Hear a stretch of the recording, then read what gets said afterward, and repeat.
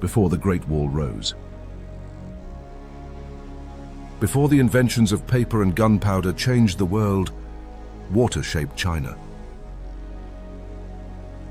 In ancient times, Chinese engineers didn't just build walls. They bent rivers, redirected floods, and turned drought into harvest. Water was life, and controlling it was the key to survival. China's landscape is vast. Mountains, rivers, plains, and deserts. But whether you live near the mighty Yangtze or the unpredictable Yellow River, one thing was certain: water could make or break your life. Too much water? Floods would destroy your crops. Too little? Droughts would bring famine. That's why the ancient Chinese became masters of water management, thousands of years ahead of their time. From the earliest times, farmers dug ditches and canals to guide water from rivers into their fields. In dry seasons, they lifted water using treadmills or water wheels. It was hard work, but it paid off in good harvests. And what is the most legendary irrigation system of all? Dujiangyan, built more than 2,000 years ago. Dujiangyan didn't use a dam. Instead, it split a powerful river into two channels.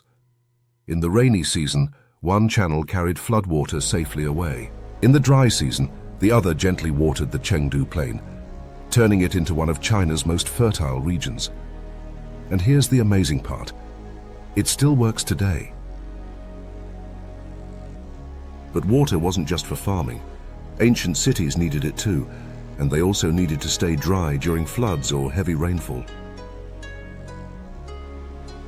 In places like Pingliangtai, people built ceramic pipes and parallel ditches to drain rainwater away from homes.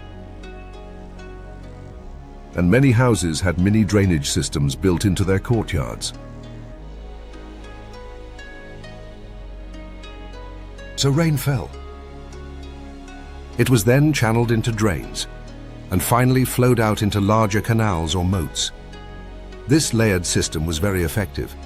It was an ancient version of today's sponge city urban design concept. Now picture a giant wooden wheel turning slowly by the river. That's a water wheel, like the ones in Lanzhou. It used river power to scoop water and send it up through bamboo pipes to irrigate the land.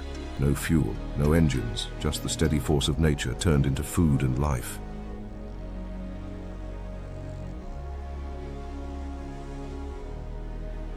The Yellow River was beautiful, but deadly. Floods from this river could destroy whole regions. To stop disasters, ancient engineers built embankments, diversion canals, and flood storage basins. In Ganzhou, a 1,000-year-old system called Fushugu used open channels, ponds, and water windows to soak up excess rain.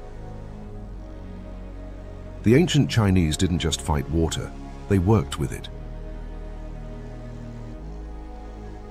Water and the calendar. Even the calendar followed the flow of water.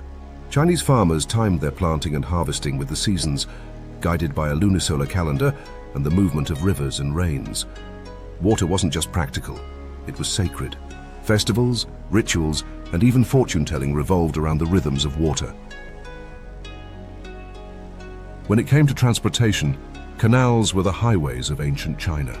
The Grand Canal of China, the oldest and largest canal in the world, stretched over 1,000 miles. It connected northern and southern China. Goods, rice, soldiers, and people all traveled by boat. And then there was the Lingkou Canal. Only 3 miles long, but amazing. It linked two rivers that flowed in opposite directions, letting boats switch routes without unloading a single crate. Today, modern cities face climate change, water shortages, and urban flooding, but the solutions? Some of them lie in the past.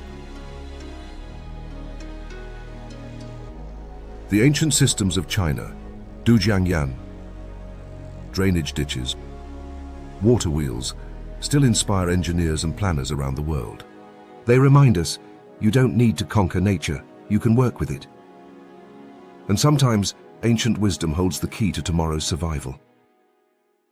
From misty rice paddies to thousand-year-old canals, the story of ancient China is a story of water. Water flowed, shaped and sustained one of the greatest civilizations in history. If you enjoyed this journey into ancient Chinese innovation, join us again soon. There's more wisdom waiting to be uncovered. Don't forget to like, subscribe and leave your comments below.